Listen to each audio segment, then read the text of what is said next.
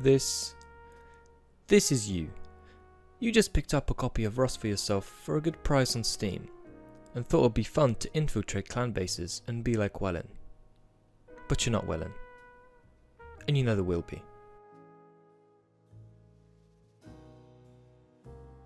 Before you even start considering launching the game, there are a few things you must ask yourself. Do you have a social life? Do you have any responsibilities? Or do you perhaps have a full-time job?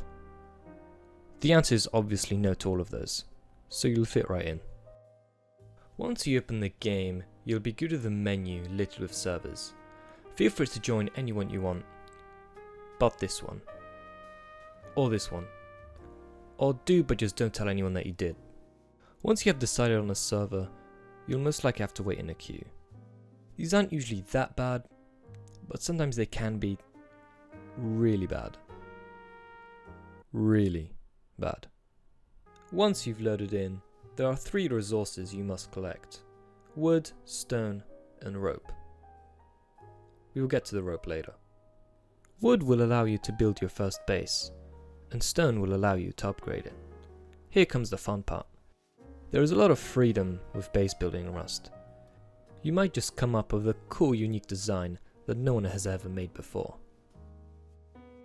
However, your design choice doesn't matter, because by the time you build your base, you'll most likely be given a visit by your neighbours.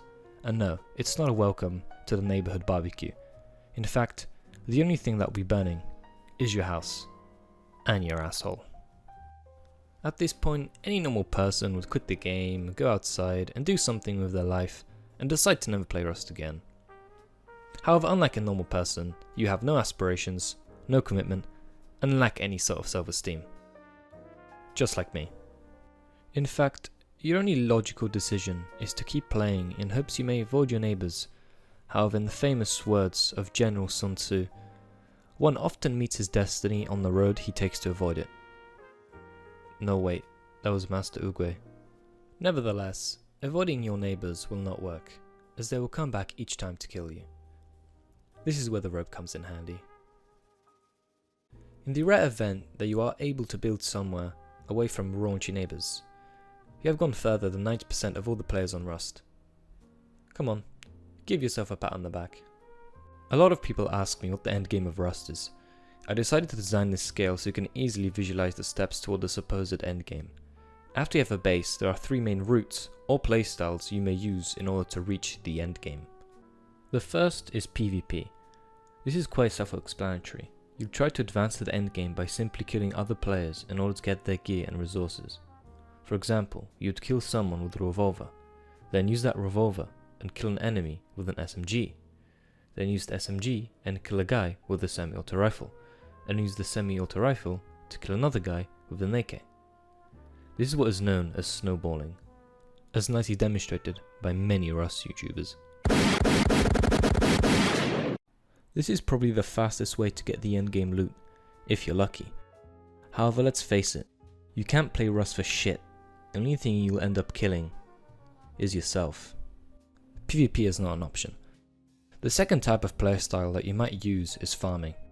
This involves you farming your way to the top by visiting local monuments such as gas station, dome, or supermarket in hopes of gaining resources that will allow you to craft better gear and weapons, or how the game was intended to be played in the first place.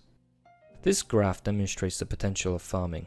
As you increase the time spent farming, you increase the amount of loot you get. However, it usually ends up like this. This point being where you died with all your farmed loot. Perhaps they left you some rope. After deciding you don't want to be more suicidal, farming is not an option. This therefore leads us to the final playstyle, the rat. Many people think that by rat, I just mean a common household pest. However, the intellectuals between you would know that a rat is actually an acronym, which stands for Rapid Attack Tactic, or RAT for short. This playstyle involves avoiding any form of direct PvP or farming. The only way for you to gain loot is take it from someone else. For example, when you hear a firefight, you're not going to run there with a good weapon. You'll run there with a stone hatchet, sniff out the loot, and when the enemies are busy, you snatch and grab. You'll be gone before they even notice you were there. Another common rat tactic is door camping, but we have standards. So now that you've chosen the only plausible playstyle which will help you reach the endgame, you're probably asking yourself what the endgame goal really is. A thing to remember is that this is completely subjective to the player.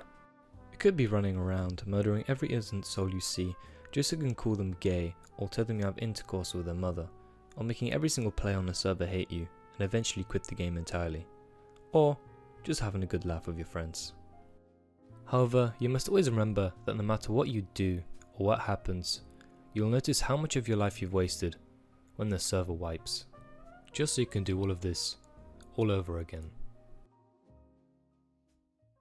Oh yeah, quick announcement, I just opened a Discord server, so feel free to join her for like fresh memes and all that shit.